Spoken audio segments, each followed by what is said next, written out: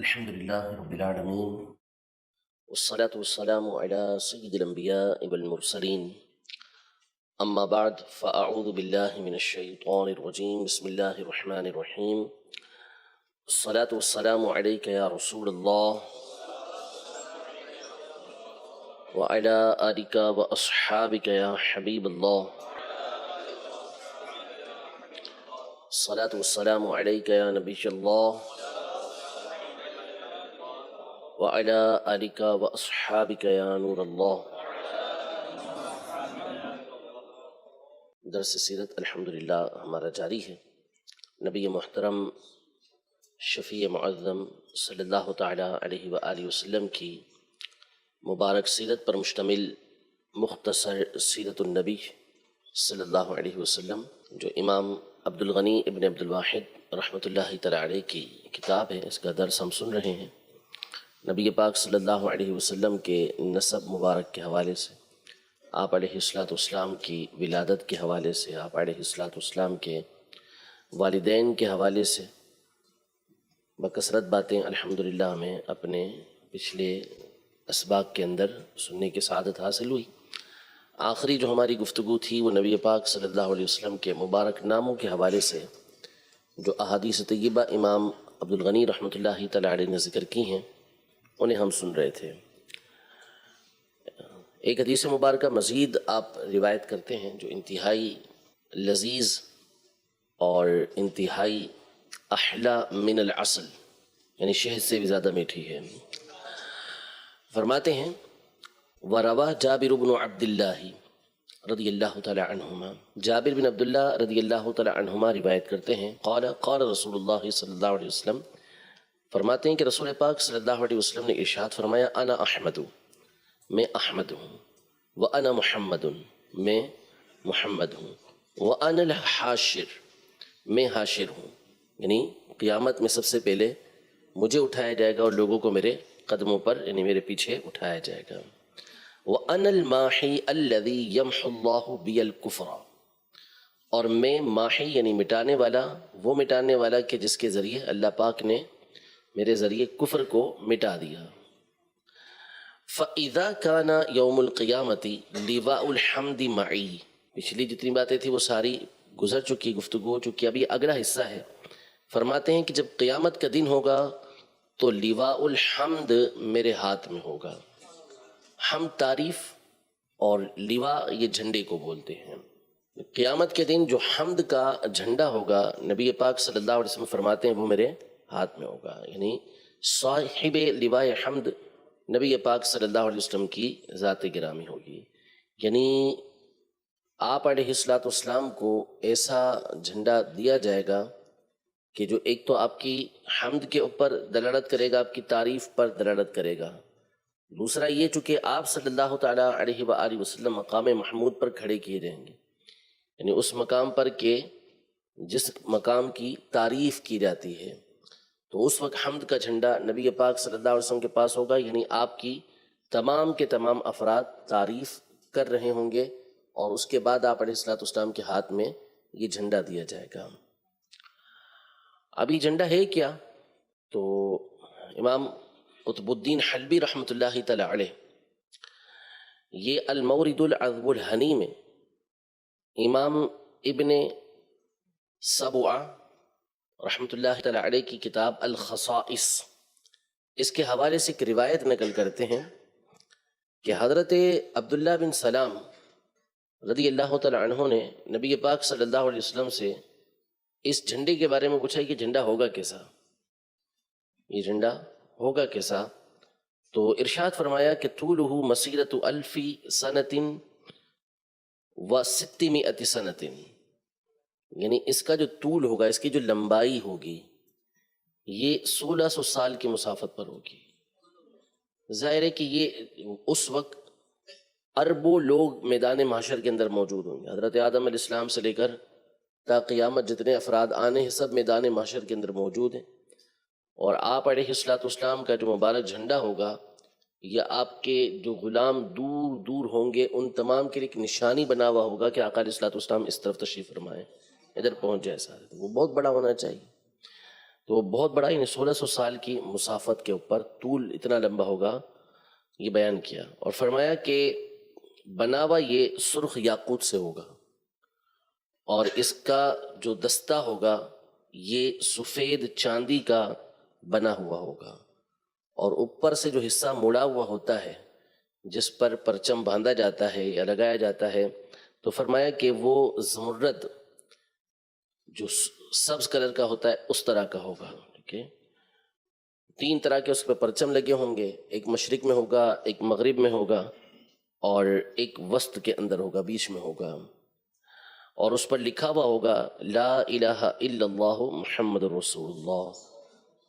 ٹھیک ہے، تو اس طرح کا یہ جھنڈا قیامت کے دن نبی پاک صلی اللہ تعالی علیہ وآلہ وسلم کو دیا جائے گا. اللہ کرے ہم سب کو بھی اس جھنڈے کے سائے تلے اپنے بزرگوں کے ساتھ، اپنی آل اولاد کے ساتھ جگہ ملے، اور نبی پاک صلی اللہ علیہ وسلم کی اس وقت بھی اللہ پاک تعریف بیان کرنے کی ہمیں سعادت نصیب فرمائے. آگے فرماتے ہیں نبی پاک صلی اللہ علیہ وسلم وَكُنْتُ امام المرسلین، اور میں مرسلین کا امام ہوں، پیشوا ہوں، مقتدا ہوں، یعنی وہ میرے پیچھے ہیں، میں ان کا امام ہوں.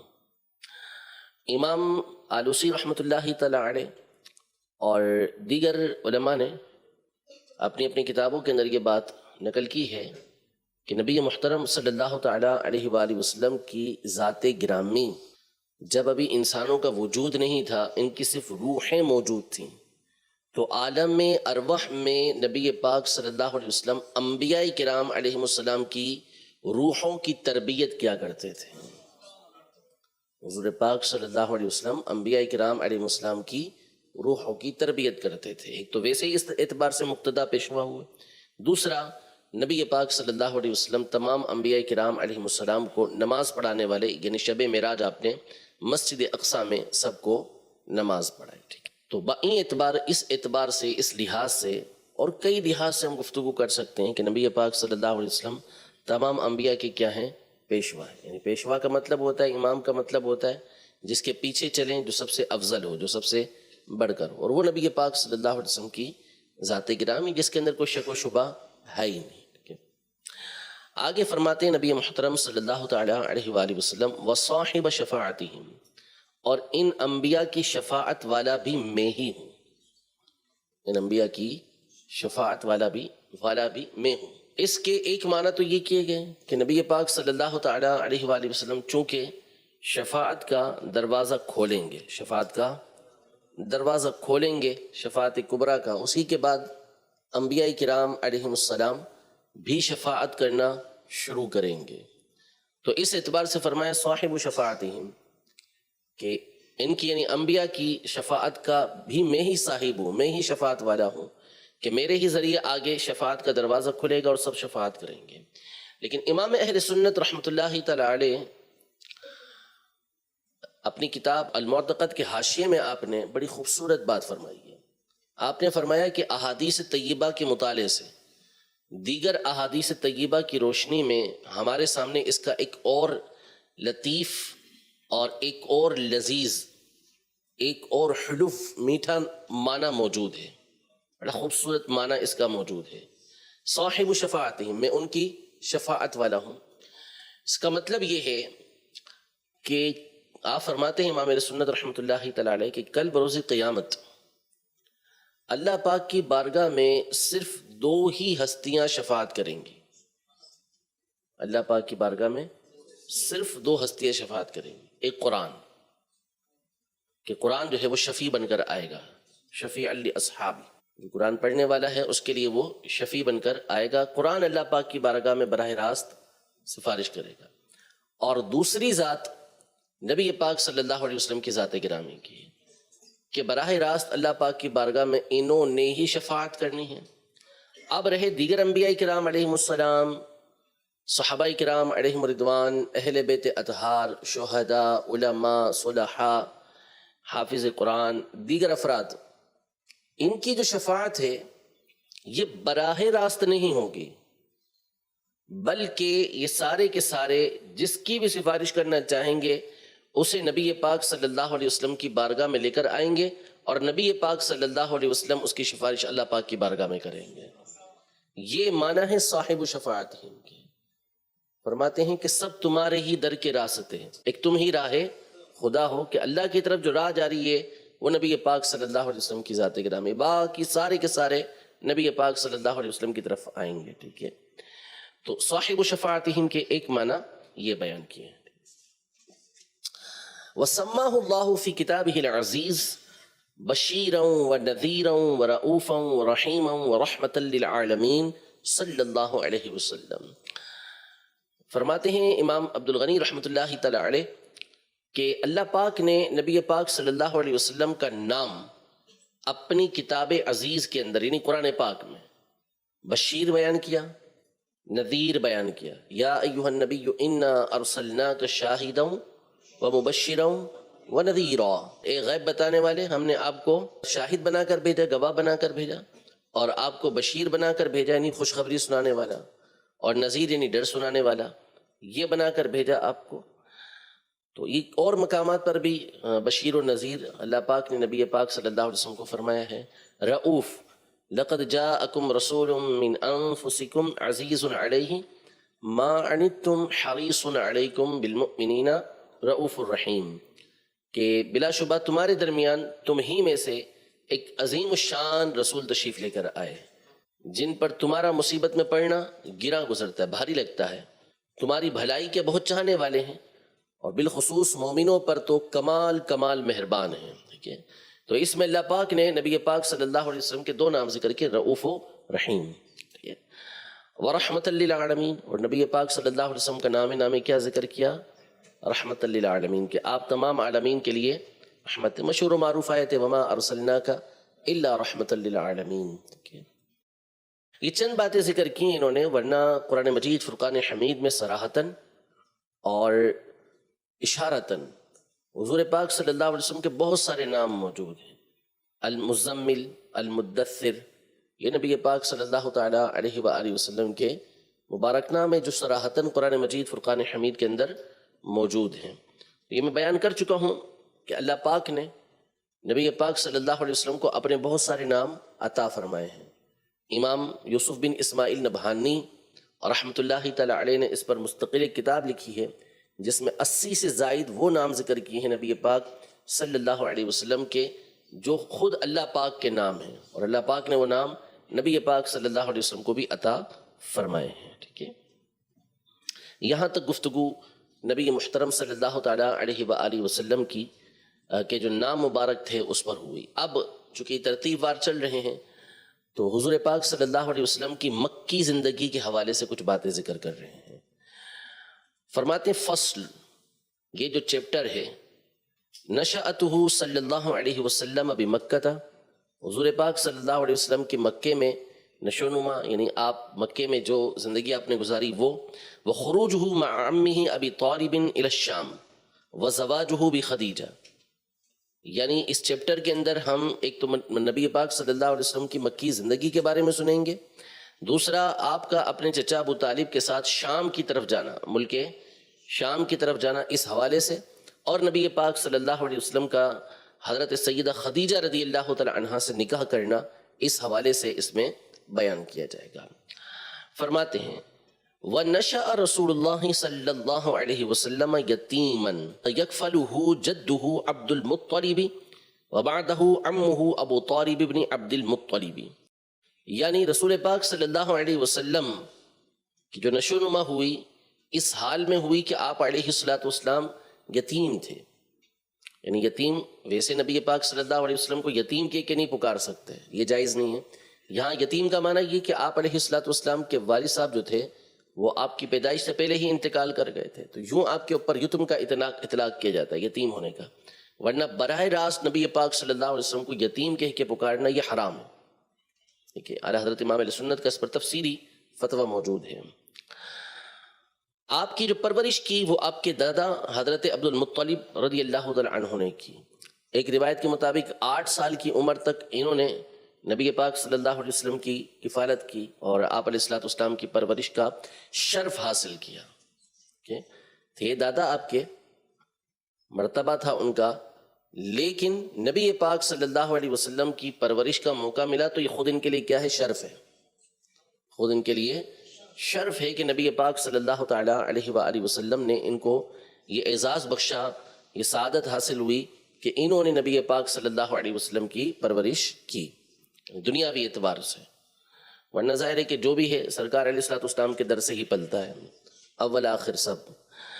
اور ان کے بعد یعنی حضرت عبد المطلب رضی اللہ تعالیٰ عنہ کے بعد حضور پاک صلی اللہ علیہ وسلم کے چچا ابو طالب بن عبد المطلب نے نبی پاک صلی اللہ علیہ وسلم کی کفالت کی. ٹھیک ہے، پھر وہ بڑے ہونے تک، جب تک 10 ہجری، چونکہ ان کا جا کے جو عام الحزن تھا نبی پاک صلی اللہ علیہ وسلم کے لیے، جس میں ان کا بھی انتقال ہوا اور حضرت سیدہ خدیجہ رضی اللہ تعالیٰ عنہ کا بھی انتقال ہوا، تو بہرحال یہ ایک عمر تک نبی پاک صلی اللہ علیہ وسلم کی کفالت کرتے رہے. لیکن کمال یہ تھا کہ نبی پاک صلی اللہ علیہ وسلم جب تک ان کے گھر میں رہتے تھے، حالانکہ گھر کے اندر غربت تھی، افراد زیادہ تھے اور مال کی کمی تھی، لیکن جس برتن سے بھی نبی پاک صلی اللہ علیہ وسلم تناول فرمایا کرتے تھے وہ کھانا ان کو ہمیشہ پورا ہوا کرتا تھا. ٹھیک ہے، پھر نبی پاک صلی اللہ علیہ وسلم کا نکاح ہوا تو نبی پاک صلی اللہ علیہ وسلم نے خود سیدنا علی رضی اللہ تعالیٰ عنہ کی کفالت کی. ٹھیک ہے، کیونکہ ان کی اولاد زیادہ تھی تو حضرت علی رضی اللہ تعالیٰ عنہ کو نبی پاک صلی اللہ علیہ وسلم نے اپنے پاس رکھ لیا تھا. وَطَهَّرَهُ اللَّهُ عَزَّ وَجَلَّ مِن دَنَسِ الْجَاهِلِيَّةِ وَمِن كُلِّ عَيْبٍ وَمَنَحَهُ كُلَّ خُلُقٍ جَمِيلٍ حَتَّى لَمْ يَكُنْ يُعْرَفُ بَيْنَ قَوْمِهِ إِلَّا بِالْأَمِينِ لما شاہدوا من امانته وصدق حدیثه وطہارته. یعنی اللہ پاک نے نبی محترم صلی اللہ علیہ وسلم کو جاہلیت کے ہر عیب سے پاک رکھا تھا، ہر گندگی سے پاک رکھا تھا اور ہر عیب سے محفوظ رکھا ہوا تھا. اور اللہ پاک نے نبی پاک صلی اللہ علیہ وسلم کو ہر طرح کا خلق عظیم عطا فرمایا تھا، اچھے اخلاق آپ علیہ الصلوۃ والسلام کو عطا فرمائے. حتیٰ کہ اس وقت بھی آپ اپنی قوم کے درمیان امین کے ساتھ، یعنی امین کے لقب کے ساتھ، امانت دار ہونے کے لقب کے ساتھ معروف تھے. کیوں معروف تھے ان کے درمیان؟ اس لیے کہ انہوں نے خود نبی پاک صلی اللہ علیہ وسلم کی امانت کا، آپ کی سچائی اور پاکیزگی کا مشاہدہ کیا تھا. دیکھا تھا کہ نبی پاک صلی اللہ علیہ وسلم ہمیشہ سچ بولتے ہیں، ہمیشہ امانت کا خیال رکھتے ہیں، امانت کو اس کے اہل تک پہنچاتے ہیں. تو ان چیزوں کو دیکھ کر انہوں نے نبی پاک صلی اللہ علیہ وسلم کی امانت کا اور صدق کا اعتراف کیا تھا. تو اللہ پاک نے ظاہر ہے کہ جب مولا کائنات مولا مشکل کشا رضی اللہ تعالیٰ عنہ اور سیدنا ابوبکر صدیق رضی اللہ تعالیٰ عنہ، ان کو اللہ پاک نے اس عیب سے پاک رکھا تھا کہ کبھی بھی نہ زمانہ اسلام میں نہ اسلام کے آنے سے پہلے انہوں نے کبھی کسی بت کے آگے سجدہ کیا ہی نہیں تھا. ان دونوں ہستیوں کے لیے جملہ استعمال ہوتا ہے کرم اللہ وجہہ، کہ اللہ پاک نے ان کے چہرے کو مکرم رکھا، عزت والا رکھا. تو عزت والا ہونے سے مراد یہ ہے کہ ان دونوں حضرات نے وہ زمانہ پایا کہ جو کفر کا زمانہ بھی تھا اور اسلام کا زمانہ بھی تھا. یعنی ابھی اسلام آیا نہیں تھا، اس سے پہلے کا زمانہ بھی دونوں نے پایا، لیکن اس زمانے کے اندر بھی ان حضرات کی پیشانیاں کبھی کسی بت کے آگے نہیں جھکی، چہرہ کسی بت کے آگے نہیں جھکا. تو اللہ پاک نے ان کے چہرے کو عزت عطا فرمائی تھی. تو جب ان کا یہ معاملہ ہے تو نبی کریم صلی اللہ تعالیٰ علیہ وسلم کا کیا شان ہوگی. حضرت ابوبکر صدیق رضی اللہ تعالیٰ عنہ فرماتے میں نے کبھی شراب پی نہیں، حالانکہ اس زمانے میں شراب عام تھی جب تک کہ شراب حرام نہیں ہوئی تھی. وجہ عقلی اعتبار سے بیان کی کہ جب بندہ شراب پیتا ہے تو اس کی عقل زائل ہو جاتی، وہ کسی چیز میں فرق ہی نہیں کر سکتا. تو اس کی خرابیاں اتنی ان کے سامنے واضح تھی کہ انہوں نے شراب پی نہیں. تو جب ان کے سامنے یہ خرابی واضح ہے تو نبی پاک صلی اللہ علیہ وسلم کے سامنے کیا بات واضح نہیں ہوگی. تو اس لیے زمانہ جاہلیت جس کے اندر انتہا درجے کے بری باتیں اس کے اندر موجود تھیں، خرابیاں موجود تھیں، اللہ پاک نے اس زمانے میں بھی نبی پاک صلی اللہ علیہ وسلم کو ان تمام چیزوں سے محفوظ رکھا ہوا تھا. 2-3 باتیں اس حوالے سے سماعت فرمائیں. جب کوئی نبی علیہ السلام دعوی نبوت فرماتے تھے تو بطور دلیل اپنی نبوت کے اوپر ایک ایسا کام پیش کرتے تھے کہ جو عادتاً ہوتا نہیں. عادتاً اس کو معجزہ کہا جاتا ہے۔ جب نبی علیہ الصلوۃ والسلام اعلان نبوت کے بعد اپنے دعوی نبوت کے اوپر، کہ جو دعوی نبوت کیا ہے وہ سچا ہے، اس کی سچائی کے اوپر کوئی ایسا کام پیش کریں کہ جو عادتاً نہیں ہوتا، جو عام لوگ نہیں کر سکتے، تو ایسے کام کو معجزہ کہا جاتا ہے۔ ایسے کام کو، جیسے موسیٰ علیہ السلام کا عصا، کہ وہ لاٹھی جو تھی اسٹیک، وہ کیا بن جاتی تھی؟ اژدہا بن جاتی تھی، چمکتی تھی راستے کے اندر۔ عیسیٰ علیہ السلام کوڑیوں کو ہاتھ لگا کے سیدھا کر دیا کرتے تھے، برس والوں کو، کوڑ والوں کو، ٹھیک ہے۔ مادرزاد اندھوں کو آنکھیں عطا فرما دیا کرتے تھے، پرندوں کی صورت بناتے پرندوں کو زندہ کر دیا کرتے تھے۔ یہ سارے کیا ہیں؟ معجزات ہیں۔ نبی پاک صلی اللہ علیہ وسلم نے چاند کی طرف اپنی انگلی سے اشارہ کیا اور وہ 2 ٹکڑے ہو گیا۔ سورج کے لیے اشارہ کیا، وہ واپس لوٹ کر آ گیا، ٹھیک ہے۔ انگلیوں سے پانی کے چشمے جاری ہو گئے۔ یہ سب کیا ہیں؟ معجزات ہیں۔ علماء یہ ارشاد فرماتے ہیں کہ نبی پاک صلی اللہ تعالی علیہ وآلہ وسلم نے اپنے دعوی نبوت کے اوپر، اپنے دعوی نبوت کی سچائی کے اوپر جو سب سے پہلی دلیل پیش کی وہ یہ تھی کہ فَقَدْ لَبِثْتُ فِيكُمْ عُمُرًا مِّن قَبْلِ، میں نے اپنی عمر کا ایک حصہ اس نبوت کے اعلان سے پہلے تمہارے درمیان گزارا ہے۔ اس نبوت کے اعلان سے پہلے میں نے تمہارے درمیان اپنی عمر کا ایک حصہ گزارا ہے۔ افلا تعقلون، کیا تم عقل نہیں رکھتے؟ یعنی اگر تم میری ذات پر، میری سیرت و کردار کے اوپر غور کرو گے، جانو گے، تو تم پتہ چل جائے گا کہ میں کسی بات کے اندر جھوٹ نہیں بولتا، ہمیشہ مجھے صدق و امانت کے ساتھ تم جانتے رہے ہو، میرے اخلاق کو تم بخوبی جانتے ہو۔ تو جب ان تمام چیزوں پر غور کرو گے تو کسی اور معجزے کی کوئی حاجت ہی نہیں ہے۔ خود ذات مصطفیٰ صلی اللہ تعالیٰ علیہ وسلم، اخلاق مصطفیٰ صلی اللہ علیہ وسلم، سیرت مصطفیٰ صلی اللہ علیہ وسلم، یہ اعلان نبوت کی سچائی کے اوپر واضح دلیل ہے، کسی اور چیز کی حاجت ہی نہیں ہے۔ مزید غور کریں کہ نبی پاک صلی اللہ علیہ وسلم جب اعلان کے لیے صفا کی پہاڑی پر کھڑے ہوتے ہیں کہ ان کو اللہ کی توحید کی طرف بلائیں، اپنی رسالت کی طرف بلائیں، تو کہاں کھڑے ہوتے ہیں؟ صفا کی پہاڑی کے اوپر۔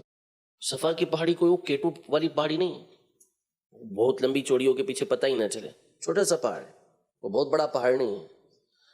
آپ نے ان لوگوں سے کیا کہا تھا، کیا ارشاد فرمایا تھا کہ اگر میں یہ کہوں کہ اس پہاڑی کے پیچھے سے ایک بہت بڑا لشکر آ رہا ہے تو کیا تم میری تصدیق کرو گے؟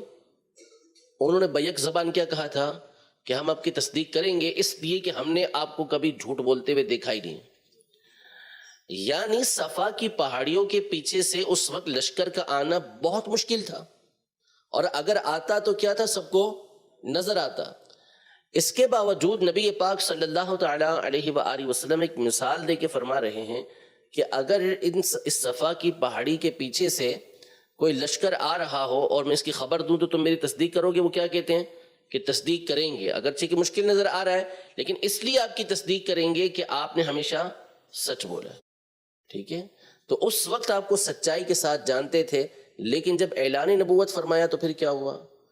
ان میں سے ایک تعداد تھی کہ جو عداوت کی بنیاد پر، بغض کی بنیاد پر اور ضد اور ہٹ دھرمی کی بنیاد پر ایمان لے کر نہیں ہے، ورنہ اس امت کا فرعون ابو جہل، اس سے ایک مرتبہ مولا کائنات مولا مشکل کشا رضی اللہ تعالیٰ عنہ یا کسی اور کی ملاقات ہوئی تنہائی کے اندر،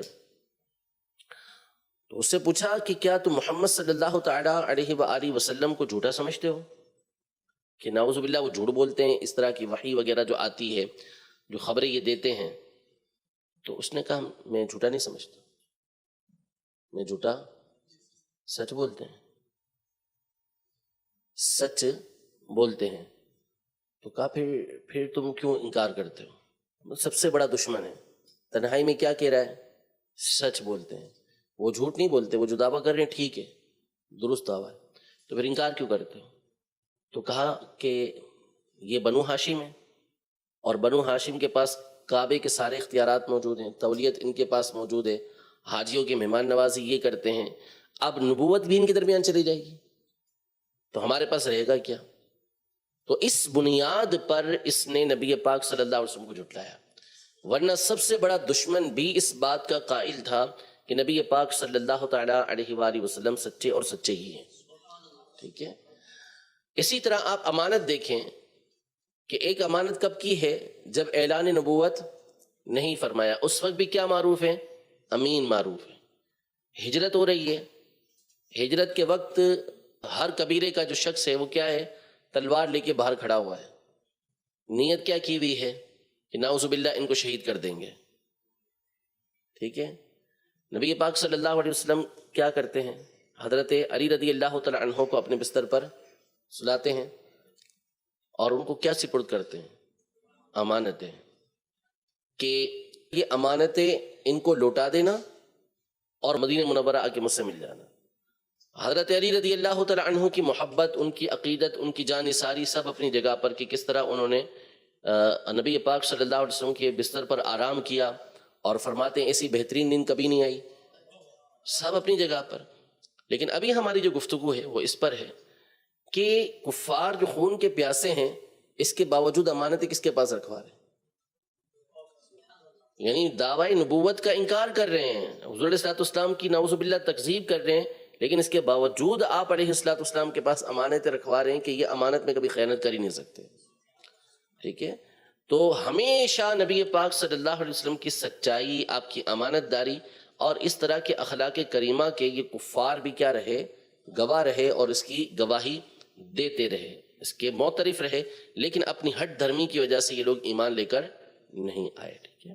فلما بلغ 12 سنة خرج مع عمه ابی طالب الى الشام حتى بلغ بصرى فرآه بحير الراهب فعرفه بصفته فجاء وأخذ بيده وقال هذا سيد العالمين، هذا رسول رب العالمین، هذا يبعثه رحمة للعالمین.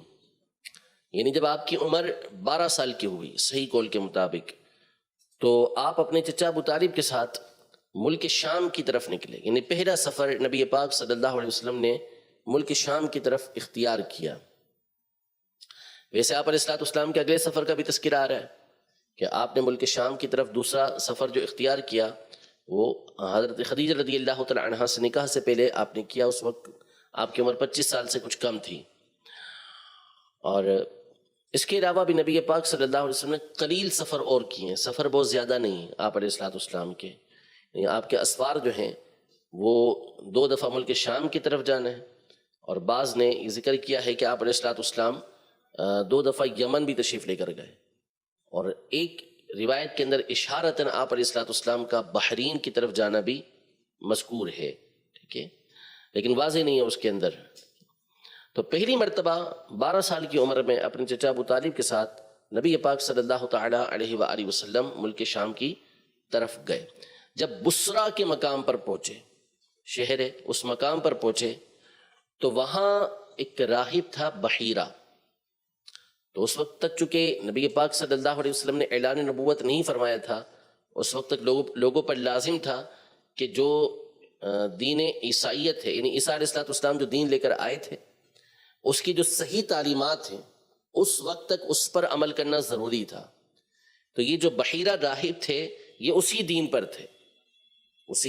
پر تھے اور ایک اچھے انسان تھے. اس زمانے کے بہترین انسانوں میں سے ایک شخص یہ بھی تھے، بحیرہ راہب. تو انہوں نے نبی پاک صلی اللہ تعالی علیہ وآلہ وسلم کو دیکھا کہ آپ علیہ الصلوۃ والسلام یہاں پہنچے ہیں. تو چونکہ ان لوگوں کو سب پتا تھا، اہل کتاب کو تو سب کچھ معلوم تھا نبی پاک صلی اللہ علیہ وسلم کے بارے میں. الذین آتیناہم الکتاب یعرفونہ کما یعرفون ابناءہم، کہ ان لوگوں کو کہ جن کو کتاب دی گئی ہے وہ نبی پاک صلی اللہ علیہ وسلم کو ایسے جانتے ہیں جیسے اپنے بچوں کو جانتے ہیں، جیسے اپنے بچوں کو جانتے ہیں، اسی طرح نبی پاک صلی اللہ علیہ وسلم کو جانتے ہیں. بلکہ عبداللہ بن سلام رضی اللہ تعالیٰ فرماتے ہیں اپنے بچوں سے بھی زیادہ ہم نبی پاک صلی اللہ علیہ وسلم کو جانتے ہیں، کہ جو صفات، جو نبی پاک صلی اللہ علیہ وسلم کی خوبیاں اور حلیہ جس قدر کھول کے ہمارے سامنے بیان کیا گیا ہے، اس میں ہمیں کوئی شبہ ہی نہیں ہے کہ نبی پاک صلی اللہ علیہ وسلم کی ذات گرامی ہے. تو انہوں نے کیا دیکھا؟ نبی پاک صلی اللہ تعالیٰ علیہ وسلم کو دیکھا، نشانیاں دیکھی، تو پہچان گئے کہ یہ کیا ہیں؟ اللہ کے رسول ہیں. تو انہوں نے یہ نبی پاک صلی اللہ علیہ وسلم کے پاس آئے, آپ علیہ الصلوۃ والسلام کا ہاتھ پکڑا اور یوں عرض گزار ہوئے کہ ھذا سید العالمین, یہ تمام عالمین کے سردار ہیں. ھذا رسول رب العالمین, یہ رب العالمین جو تمام عالمین کا پالنے والا ہے اس کے رسول ہیں. ھذا یبعثہ رحمۃ للعالمین, یہ وہ ہستی ہیں کہ جن کو اللہ پاک رحمت للعالمین بنا کر بھیجے گا, سب کے لیے رحمت ہوں گی. فقیل لہ, اس سے کہا گیا, وما علمک بذالک, تمہیں یہ چیز کیسے پتہ چلی, تمہیں یہ بات کیسے معلوم ہوئی کہ یہ اللہ پاک کے نبی ہیں؟ نشانیاں تو اپنی جگہ پر ہیں, بڑے ہوں گے تو سب کچھ تمہارے سامنے واضح ہوگا, لیکن ابھی کیسے پتہ چلا؟ تو انہوں نے کہا, بحیرہ راہب نے, قال انکم حین اشرفتم من العقبۃ لم یبق شجر ولا حجر الا خر ساجدا, یعنی جب تم اس گھاٹی سے نکل کر آ رہے تھے تو کوئی شجر, کوئی حجر, کوئی درخت, کوئی پتھر ایسا نہیں تھا جو ان کے آگے سجدے میں نہ جھک گیا ہو. پتھر اور درخت یہ کیا ہو گئے؟ نبی پاک صلی اللہ علیہ وسلم کے آگے سجدے میں جھک گئے. ٹھیک ہے. ولا یسجدن الا لنبی, اور یہ جو درخت اور پتھر سجدہ کرتے ہیں یہ صرف اور صرف کسی نبی کے آگے ہی سجدہ کرتے ہیں, یعنی تعظیم کا سجدہ, تعظیم کا سجدہ. ٹھیک ہے. ویسے بھی اس وقت تک تو نبی پاک صلی اللہ علیہ وسلم نے چونکہ اعلان نبوت نہیں فرمایا تھا, تو ابھی تو کوئی سجدہ تعظیمی کی حرمت کی بات ہی نہیں تھی. جو سجدہ تعظیمی, تعظیم کا, احترام کا سجدہ ہے, وہ کس نے حرام فرمایا؟ نبی پاک صلی اللہ علیہ وسلم نے حرام فرمایا. تو ابھی تو اعلان نبوت ہی نہیں فرمایا, تو حرام کرنے کی بات کیا ہے؟ اور دوسری بات ہے کہ ظاہر ہے کہ درخت اور پتھر یہ مکلف تو ہے نہیں کہ کوئی درخت کام کرے تو ہم کہیں کہ اس درخت نے حرام کام کیا, اس نے کوئی ناجائز کام کیا, تو ظاہر ہے کہ ان کے اوپر تو کوئی احکام شرع ہے ہی نہیں. تو یہ نبی علیہ الصلوۃ والسلام کے سامنے کیا کرتے ہیں؟ سجدہ کرتے ہیں. وَإِنَّا نَجِدُهُ فِي كُتُبِنَا, اور ان کا تذکرہ ہم نے اپنی کتابوں کے اندر پایا ہے. یعنی نبی پاک صلی اللہ علیہ وسلم کو جو پہچانا ہے وہ یہ کہ ہماری کتابوں کے اندر نبی پاک صلی اللہ تعالی علیہ وآلہ وسلم کا تذکرہ موجود ہے. وَسَأَلَ أَبَا طَالِبٍ, اور بحیرہ راہب نے ابو طالب سے نبی پاک صلی اللہ تعالی علیہ وآلہ وسلم کے بارے میں سوالات کیے کہ کون ہیں, کیا ان کی نشو و نما ہے, کس طرح زندگی گزار رہے ہیں. پھر جب سب بتا دیا تو فَرَدَّهُ خَوْفًا عَلَيْهِ مِنَ الْيَهُودِ, یہ یعنی حضور علیہ الصلوۃ والسلام کو لوٹا دیا یہود کی طرف سے خوف کی وجہ سے. یعنی نبی پاک صلی اللہ تعالی علیہ وآلہ وسلم پر خوف ہوا کہ آپ علیہ الصلوۃ والسلام کو یہ یہود نقصان نہ پہنچائیں, اس لیے آپ علیہ الصلوۃ والسلام کو شام سے مکے کی طرف واپس لوٹا دیا. یہ کس نے لوٹایا؟ دونوں طرح کے احتمال ہیں. صحیح ہے کہ ابو طالب نے جب یہ باتیں سنی ساری کہ نبی پاک صلی اللہ تعالی علیہ وآلہ وسلم کے اندر نبوت کی نشانیاں پائی جاتی ہیں, یہ ساری باتیں پائی جاتی ہیں, تو ابھی خوف ہوا کہ آگے چل کر یہود جو ہے, کیونکہ ملک شام کی طرف جا رہے تھے, وہاں پہ نصارہ بھی موجود تھے اور یہود بھی موجود تھے, تو اندیشہ تھا اس بات کا کہ کہیں نبی پاک صلی اللہ تعالی علیہ وآلہ وسلم کو نقصان نہ پہنچے, نقصان نہ پہنچا دیں یہ لوگ. اس لیے بصرہ سے ہی آپ علیہ الصلوۃ والسلام واپس اپنے مکہ مکرمہ لوٹ آئے. یہاں اختصار کے ساتھ ذکر کیا ہے. جو دوسری روایت ہے اس کے اندر یہ ہے کہ نبی پاک صلی اللہ تعالی علیہ وآلہ وسلم جب تشریف لے کر آئے تو وہ علیہ غمامۃ تظلہ, وہ علیہ, آپ علیہ الصلوۃ والسلام کے اوپر بادل تھا جو آپ کے اوپر سایہ کر رہا تھا. یعنی آپ علیہ الصلوۃ والسلام کی برکتیں وہ بادل لوٹتا ہوا آ رہا تھا. ہر ایک کی خواہش ہوتی ہے. اب ہوا کیا, فلما دنا من القوم وجدہم قد سبقوہ الی فیء الشجرۃ, یعنی آپ کی قوم جب اس علاقے کے قریب پہنچی تو وہاں پر ایک درخت تھا, سارے کے سارے اس درخت کی طرف لوگ لپکے اس کے سائے میں بیٹھنے کے لیے. نبی علیہ الصلوۃ والسلام سے پہلے جا کر وہ لوگ, کیونکہ آپ علیہ الصلوۃ والسلام تو اس وقت اعلان نبوت تو فرمایا نہیں تھا, وہ صحابہ تو تھے ہی نہیں جو جان نثاری اس طرح پیش کرتے, وہ بھاگے اور درخت کے نیچے وہ لوگ سائے میں بیٹھ گئے. فلما جلس, جب نبی پاک صلی اللہ علیہ وسلم بیٹھے تو مالا فیء الشجرۃ علیہ, درخت کا سایہ تھا ان لوگوں پر, آپ علیہ الصلوۃ والسلام ادھر تشریف فرما ہوئے, سایہ یوں ہو گیا. یہ سایہ درخت کا اس طرف آ گیا. تو اس درخت کی خوش بختی تھی، اس درخت کی خوش بختی تھی کہ اسے یہ سعادت ملی کہ نبی پاک صلی اللہ علیہ وسلم پر سایہ کنہ ہوا. حضرت یعلا بن مرہ رضی اللہ تعالیٰ عنہ کی حدیث مبارکہ کہ جس میں آپ علیہ السلام کے ساتھ ایک سفر میں وہ موجود تھے، تو حضور پاک صلی اللہ تعالیٰ علیہ وآلہ وسلم ایک درخت کے نیچے تشریف فرما ہوئے، آرام فرما ہوئے.